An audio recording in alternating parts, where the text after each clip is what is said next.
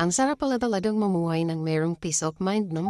Yung tipong kahit anong marinig mo, kahit anong sabihin nila sa'yo, ay wala ka nang pakialam. Isa sa mga natutunan ko para magkaroon ng peace of mind sa sarili ko ay huwag nang patulan yung mga bagay na hindi naman na dapat pinapatulan. Huwag mo nang pansinin yung mga hindi naman dapat pansinin. Lalo na yung mga bagay na alam mong hindi naman makakatulong sa sarili mo. Kapag nagpaliwanag ka pa, kapag ipinaglaban mo pa yung hindi naman na dapat pinaglalaban.